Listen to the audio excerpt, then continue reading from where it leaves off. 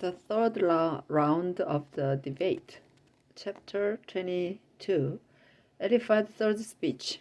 What use are we humans to God? Eliphaz from Teman said, what use are we humans to God, even the wisest of us? If you were completely sinless, that would still mean nothing to God or powerful. Is he correcting you for worshipping him? No, it's because of your terrible sins. To guarantee payment of a debt, you have taken clothes from the poor, and you refused bread and water to the hungry and thirsty. Although you were rich, respected, and powerful, you have turned away widows and have broken the arms of orphans. That's why you were suddenly trapped by terror, blinded by darkness, and drowned in a flood. God lives in the heavens. God lives in the heavens above the highest stars, where he sees everything. Do you think the deep darkness hides you from God? Do thick clouds cover his eyes as he walks around the heaven's dome high above the earth? Give up those ancient ideas believed by sinners who were swept away without warning. They rejected God all-powerful, feeling he was helpless. Although he had been kind to their families, the beliefs of these sinners are truly disgusting. When God's people see the godless swept away, they celebrate, saying, our enemies are gone, and fire has destroyed their possessions. Surrender to God all-powerful. Surrender to God all-powerful. You will find peace and prosperity. Listen to his teachings and take them to heart. If you return to God and turn from sin, all will go well for you. So get rid of your finest gold as though it were sand. Let God all-powerful be your silver and gold, and you will find happiness by worshiping him. God will answer your prayers, and you will keep the promises you made to him.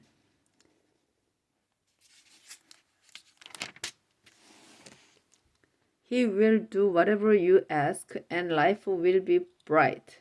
When others are disgraced, God will clear their names in answer to your prayers. Even those who are guilty will be forgiven because you obey God. Chapter 23, Job's reply to Eliphaz. Today I complain bitterly, Job said. Today I complain bitterly because God has been cruel and made me suffer. If I knew where to find God, I would go there and argue my case. Then I would discover what he wanted to say. Would he overwhelm me with his greatness? No, he would listen because I am innocent, and he would say, I now set you free. I cannot find God anywhere in front of or behind me, to my left or my right. God is always at work, though I never see him. But he knows what I am doing, and when he tests me, I will be pure as gold. I have never refused to follow any of his commands, and I have always treasured his teachings. But he alone is God, and who can oppose him? God does as he pleases, and he will do exactly what he intends with me.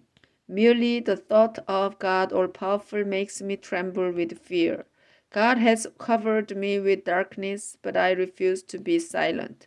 Chapter 24, Job continues. Why doesn't God set a time?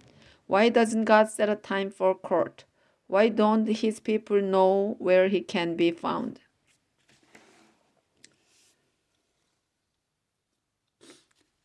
Sinners remove boundary markers and take care of sheep they have stolen. They cheat orphans and widows by taking their donkeys and oxen. The poor are trampled and forced to hide in the desert, where they and their children must live like wild donkeys and search for food. If they want grain or grapes, they must go to the property of these sinners. They sleep naked in the cold because they have no cover, and during a storm, their only shelters are caves among the rocky cliffs. Children whose fathers have died are taken from their mothers as payment for a debt. Then they are forced to work naked in the grain fields because they have no clothes, and they go hungry. They crush olives to make oil and grapes to make wine, but still they go thirsty, and along the city streets the wounded and dying cry out, yet God does nothing. Some reject the light, some rebel and refuse to follow the light. Soon after sunset, they murder the poor and the needy, and at night they steal. Others wait for the dark, thinking they won't be seen if they sleep with the wife or husband of someone else. Robbers hide during the day, then break in after dark. Because they reject the light, they prefer night to day. Since the terrors of the night are their friends, sinners are filthy foam. Those sinners are filthy foam on the surface of the water.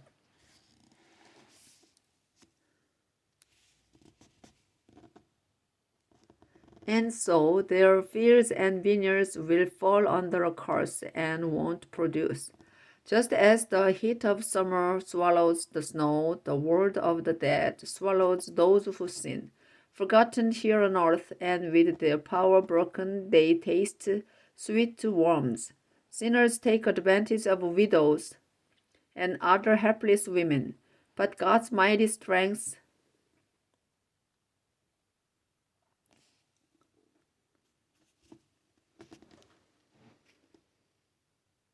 destroys those in power. Even if they seem successful, they are doomed to fail. God may let them feel secure, but they are never out of His sight. Great for a while, gone forever. Sinners are mowed down like weeds, then they wither and die. If I haven't spoken the truth, then prove me wrong. Chapter 25, Bildad's third speech. God is the one to fear. Bildad from Shua said, God is the one to fear because God is in control and rules the heavens. Who can count his army of stars? Isn't God the source of light? How can anyone be innocent in the sight of God? To him, not even the light of the moon and stars can ever be pure. So how can we humans when we are merely worms? Chapter 26. Job's reply to Bildad. You have really been helpful, Job said. You have really been helpful to someone weak and weary. You have given great advice and wonderful wisdom to someone truly in need. How can anyone possibly speak with such understanding? Remember the terrible trembling of those in the world of the dead below the mighty ocean. Nothing in the land of death and destruction is hidden from God, who hung the northern sky and suspended the earth on empty space. God stores water in clouds, but they don't burst, and He wraps them around the face of the moon. On the surface of the sea, God has drawn a boundary line between light and darkness, and columns supporting the sky tremble at His command. By His power and wisdom, God conquered the force of the mighty ocean. The heavens became bright when He breathed, and the escaping sea monster died at the hands of God. These things are merely a whisper of God's power at work. How little we would understand if this whisper ever turned into thunder. Job's closing statements, chapter 27. Job continues, I am desperate, Job said. I am desperate because God all-powerful refuses to do what is right. As surely as God lives, and while He gives me breath, I will tell only the truth. Until the day I die, I will refuse to do wrong by saying you are right, because each day my conscience agrees that I am innocent. I pray that my enemies will suffer no less than the wicked. Such people are hopeless, and God all-powerful will cut them down without listening when they beg for mercy. And that is what God should do, because they don't like Him or ever pray. Now I will explain in detail what God all-powerful does. All of you have seen these things for yourselves, so you have no excuse. How God treats the wicked. Here is how God all-powerful treats those who are wicked and brutal. They may have many children, but most of them will go hungry or suffer a violent death. Others will die of disease, and their widows won't be able to weep. The wicked may collect riches and clothes in abundance as easily as clay. But God's people will wear clothes taken from them and divide up their riches. No homes built by the wicked will outlast a cocoon or a shack. Those sinners may go to bed rich, but they will wake up poor.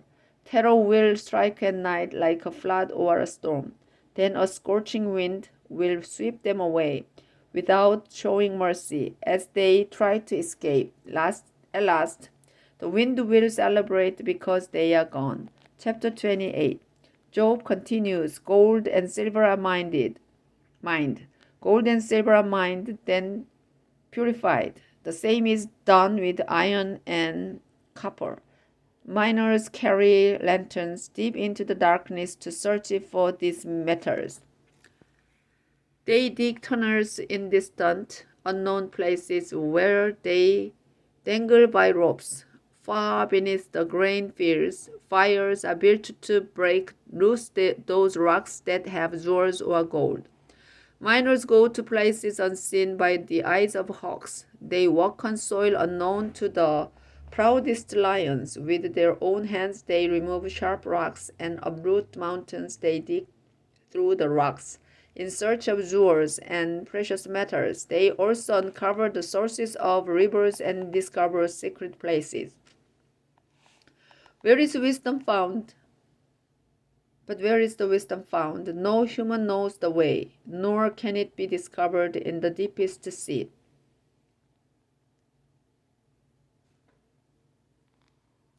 It is worth much more than silver or pure gold or precious stones.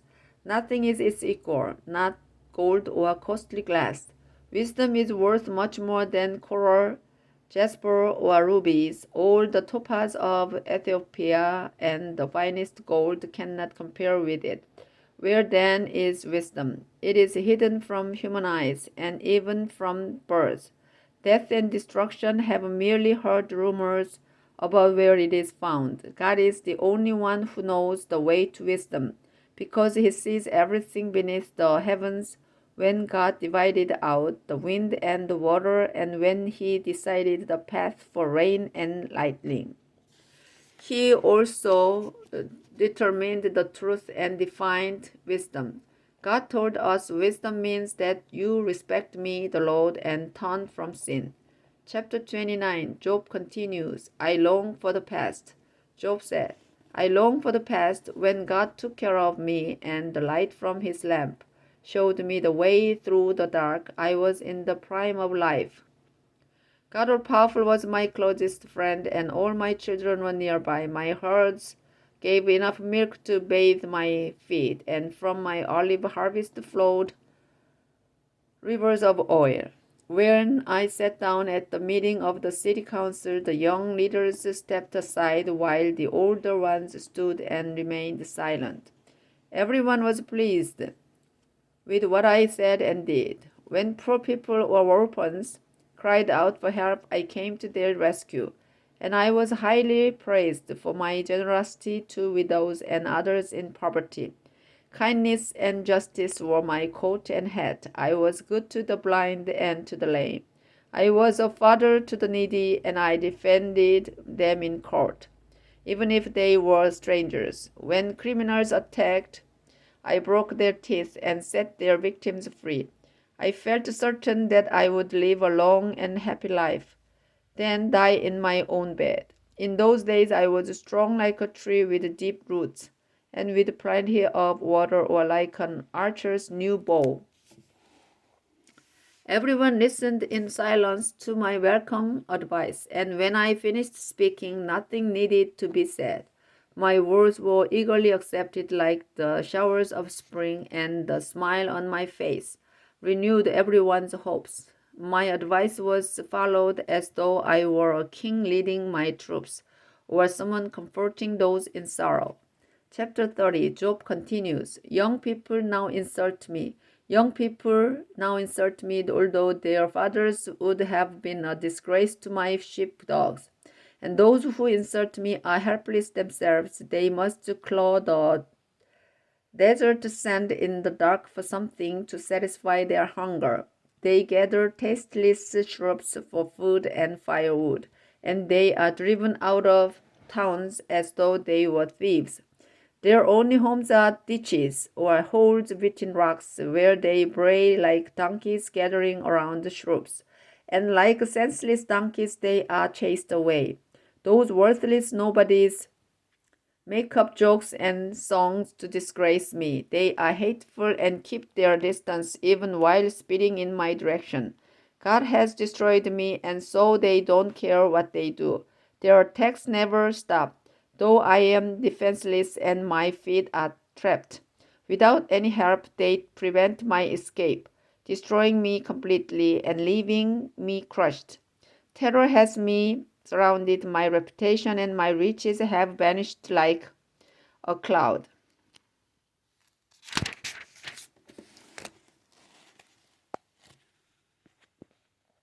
I am sick at heart. Pain has taken its toll. Night chews on my bones, causing endless torment, and God has shrunk my skin, choking me to death. I have been thrown in the dirt, and now am dirt myself. I beg God for help, but there is no answer, and when I stand up, He simply stares. God has turned brutal, stirring up a storm to toss me about. Soon He will send me home to the world of the dead, where we all must go. No one refuses help to others. When disaster strikes, I mourned for the poor and those who suffered. But when I beg for relief and light, all I received are disaster and darkness. My stomach is tied in knots. Pain is my daily companion. Suffering has scorched my skin, and in the city council I stand and cry out, making mournful sounds like jackals and owls.